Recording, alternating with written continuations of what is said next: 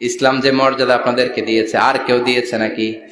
ইসলাম বলে প্রথম সন্তান কন্যা সন্তান হলে ঘরের মধ্যে বরকত আছে না নাই? মিন বারাকাতিল মারআতি তাবকিরুহা বিল ইনাস। একটা মেয়ের মধ্যে বরকত বেশি না কম কেমনে বুঝবেন?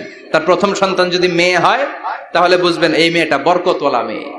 এই মেয়ে আপনার জীবনে অনেক কিছু নিয়ে আসবে। সুবহানাল্লাহ কইতে পারেন না? কিন্তু অনেক ডাকাইতাছে মেয়ে হইলে অখুশি হয়, ছেলে হইলে পাড়ার সবারে জিলাপি খাওয়ায়, পাড়ার সবারে মিষ্টি খাওয়ায়, মেয়ে হইলে কিচ্ছু খাওয়ায় না, আছে না নাই? কিন্তু আমরা মেয়ে হলে খুশি হব। কার কার প্রথম সন্তান মেয়ে হাত তোলেন?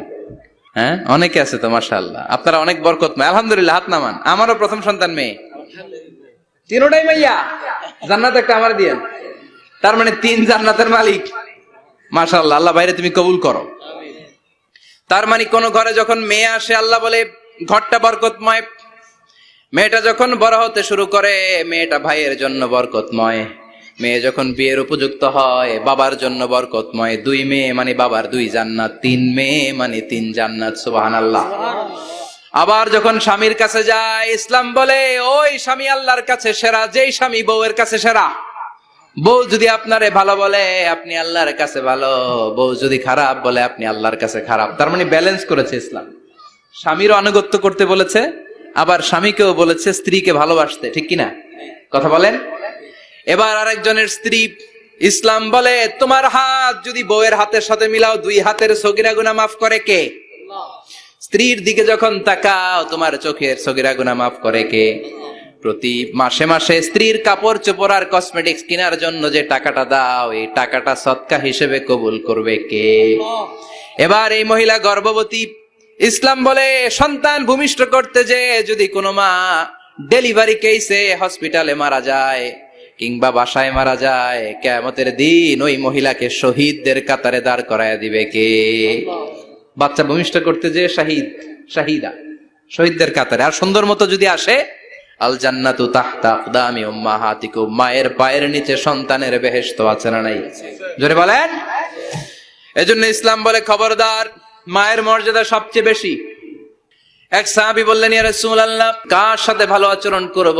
বাবার সাথে নাকি মায়ের সাথে? নবী বললেন মায়ের সাথে, এরপরে মায়ের সাথে, তারপরে মায়ের সাথে, তারপরে কার সাথে? তারপরে তোমার পিতার সাথে। মায়ের মর্যাদা কয় গুণ বেশি? ওগো মা তুমি এই ধরনের শ্রেষ্ঠ নিয়ামত, তোমারই পদ তলে রয়েছে জান্নাত। ওগো মা তুমি এই ধরনের শ্রেষ্ঠ নিয়ামত, তোমারই পদ তলে রয়েছে জান্নাত। সুবহানাল্লাহ।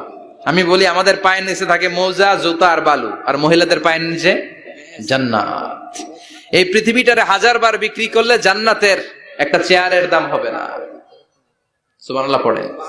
আর যেই জান্নাত মায়ের পায়ের নিচে পড়ে আছে ওই পায়ের দাম বেশি না কম? বেশি। এজন্য মায়েদের সাথে ভালো আচরণ করতে হবে। ইসলাম নারীকে দিয়েছে ইবাদতের অধিকার। নারীরা যদি মহিলা সমাবেশে যেতে চায় কোনো পুরুষ বাধা দিতে পারবে? নারী যদি মসজিদে নামাজ পড়তে যেতে চায় বাধা দিতে পারবে? নাগাইশি কি আছে মহিলাদের নামাজের জায়গা? করেন নাই আপনারা? করেন, আস্তে আস্তে করেন, আস্তে আস্তে করতে হবে। তারা অনেক সময় বাইরে বের হয়, বাসায় আসতে আসতে নামাজের সময় হয়ে গেছে, কই পড়বে নামাজটা? মসজিদে সুযোগ করে দেন, মসজিদে পড়বে। তবে ঘরে পড়া উত্তম, ঘরে পড়লে বেশি সওয়াব। সুবহানাল্লাহ। তার মানে ইবাদতের অধিকার ইসলাম নারীকে দিয়েছে, শিক্ষার্জনের অধিকার। আপনার ছেলেকে স্কুলে পাঠান, শুধু ছেলেকে নয়, আমরা বলি আপনার ছেলেকেও পাঠান, মেয়েকেও পাঠান, ঠিক কিনা? আপনার ছেলেকে মাদ্রাসায় পাঠান, মেয়েকেও পাঠান। শিক্ষা সবার জন্য। বিষ্ণু বলেছেন আল্লিমু বানাতাকুম সূরাতান নূর, তোমরা তোমাদের মেয়েদেরকে সূরা নূর শিখাও। কোন সূরা? কথা কন। ও আমার মায়েরা, আপনাদের জন্য রব্বুল আলামিন সব হকের কথা সূরাতুন নূরে বলেছে। আল্লিমু বানাতাকুম সূরাতান নূর, তোমরা তোমাদের নারীদেরকে সূরাতুন নূর শিক্ষা দাও।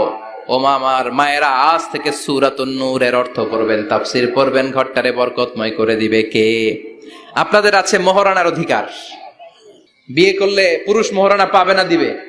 কিন্তু আমরা এতগুলা টাকা নিয়ে আসি, ডাকাইত আছে না নাই? সারা জীবন মেয়েটারে লালন পালন করলো, একটা মেয়ে হলো একটা বাবার কলিজা। মেয়ে দিয়ে দিল মানে বাবা কলিজা ছিঁড়ে দিল, আর কি চাস? ডাকাত, ফকির কোথাকার।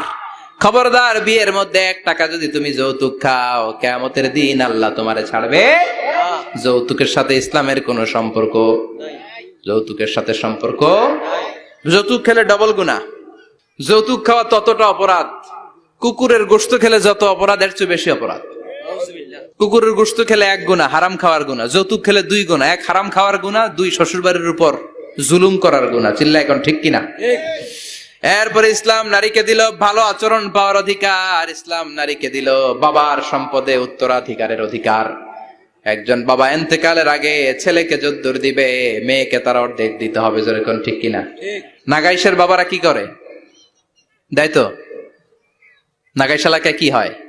ছেলেরে 2 কাটা দিলে মেয়ের 1 কাটা দেয় না? কদ্দুর দেয়? দেয় না। হ্যাঁ, ডাকাইত। ওই যে কয় ডাকাইত, আবার কই সুবহানাল্লাহ, নাউজুবিল্লাহ। কও বেটা,